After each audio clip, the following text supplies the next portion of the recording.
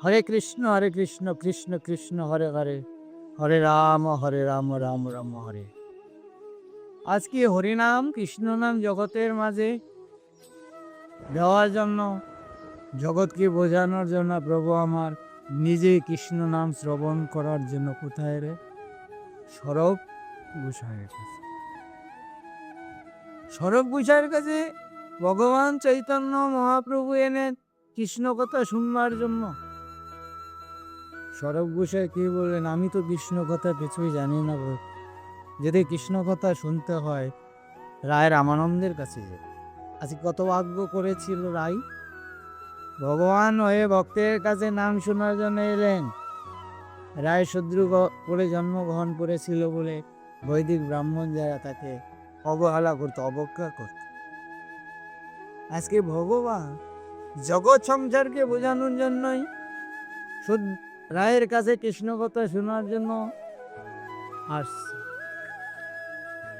যে রায় ভগবান কেন তার সঙ্গে সঙ্গে হবে না, আজকে তার মুখে কৃষ্ণ কথা শুনবে না, জগৎ মাঝে রায়কে কেন প্রকাশ ঘটাবে না?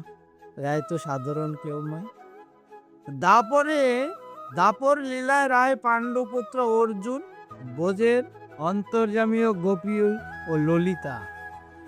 আজকে কলিতে সেই অর্জুন, ভগবানের সখা ও প্রিয় সখা অর্জুন, দাপরে ললিতা সখী, রাধারানী প্রিয় সখী, আছে পল্লীতে রাই হয়ে জন্মগ্রহণ করেছে।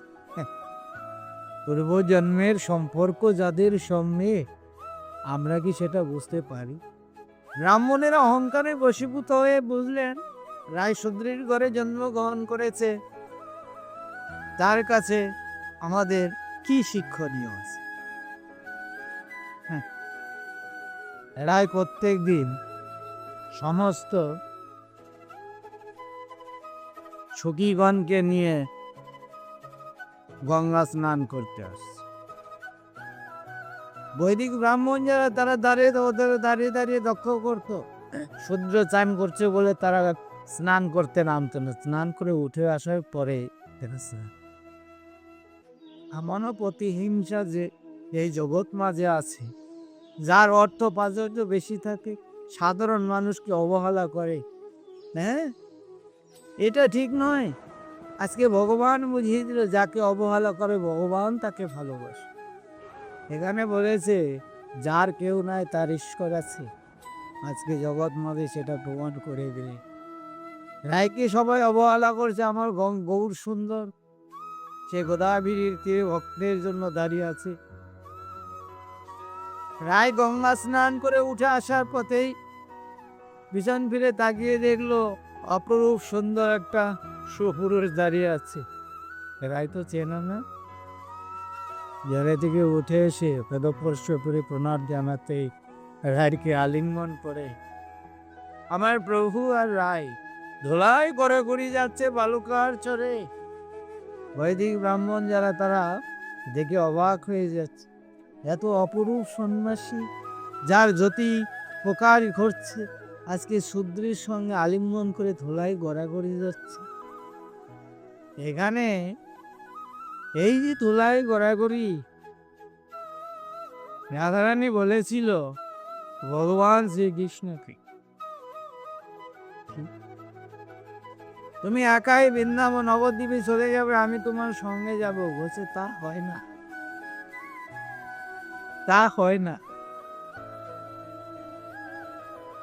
আমি দেখতে চাই তুমি কৃষ্ণ কৃষ্ণ বলে যে সুখ পেয়েছ, আমি সেই তোমার প্রেম আর ভালোবাসা, তোমার সেই ভক্তি আমি গ্রহণ করে নদীয়ে অবতীর্ণ হয়ে কৃষ্ণ প্রাণ কৃষ্ণ বলে ধাপে ধাপে কেঁদে, আমি যে বুঝতে চাই, জানতে চাই কৃষ্ণ বলে কাদার কি সুখ। আমি তো কৃষ্ণ জন্মগ্রহণ করেছি, তুমি আমার নাম গুণগান করে কাঁদো, এটা তো আমি বুঝতে পারলাম। তাই নবদ্বীপে জন্মগ্রহণ করি, আমি নবদ্বীপের ধারে ধারে কৃষ্ণ প্রাণ কৃষ্ণ বলে কেঁদে আমি বুঝতে চাই কৃষ্ণ নামে কি সুখ। রাধারানী কৃষ্ণকে একা পাঠালেন না, বলছে ঠিক আছে তাহলে দুই দেহ এক হোক, বহিরাঙ্গে আমার রাধা, অন্তরে আমার গোবিন্দ। কেন এটা হলে? রাধারানী বললে ওই শক্ত মাটির মধ্যে তুমি ধুলাই গড়াগড়ি যাবে, কমলঙ্গে ব্যথা পাবে, সেটা আমি সইতে পারবো না। তাই যত আঘাত আমার লাগবে আমি বাইরে থাকবো, তুমি ভিতরে থাকবে। আজকে দেখো কেমন নিষ্কাম প্রেম, কেমন ভালোবাসা গোবিন্দের জন্য, সমস্ত দুঃখ কষ্ট নিজে সহ্য করে আমার গোবিন্দকে সুখ দেয়। তার জন্য ভক্ত কেন সর্বস্ব ছেড়ে তার কাছে যাবে না? আজকে ললিতা সখীর এমন প্রিয় ছিল, সেই সখীর সঙ্গে দেখা করতে সে রাধা স্বরূপ আমার গোবিন্দ দুই সখীর আলিঙ্গন করার জন্য দোলায় ঘোরাঘুরি যাচ্ছে। এটা তো যারা অহংকারী বৈদিক ব্রাহ্মণ তারা তো জানে না। দোলায় ঘোরাঘুরি করে দুজনে গৃহ মাঝে ফিরে এলে। অনেক কথা, সেটা আমি বলে ব্যক্ত করে শেষ করতে আমার ক্ষুদ্র জীবনে অসম্ভব। আমি সামান্য কয়েকটা কথা তুলে ধরছি। গৃহমাঝে ফিরে এনে রায়ের মুখে কৃষ্ণ কথা শুনবে বলে রায়কে বলছে, রায় তুমি কৃষ্ণ কথা শোনাও। রায় বলছে, প্রভু আমি তো কৃষ্ণ কথা কিছু জানি না, কৃপা করে তুমি আমাকে শোনাও, আমি একটু শ্রবণ করব।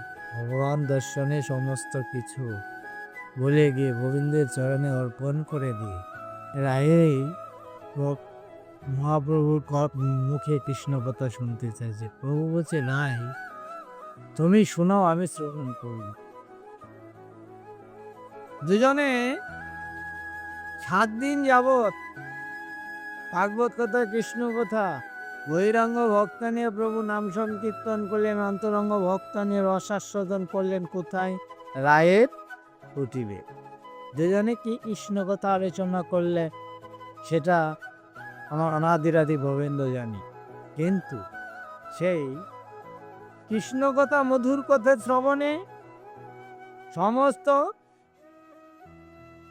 অজ্ঞ যারা, তাদের শোনানোর জন্য আমার নিত্যানন্দ প্রভুকে দিয়ে দ্বারে দ্বারে নাম বিতরণ করতে দিলেন। কোন কথা? যেটা রস, যেটা আস্বাদন করলে গোবিন্দ প্রাপ্তি হয়। কোটি জনম যদি করে নাম সংকীর্তন তবু মিলবে না ব্রজেন্দ্র নন্দন। একবার নাম নিলে যত ভাব ভরে, জীবের সাধ্য নয় তত ভাব পড়ে।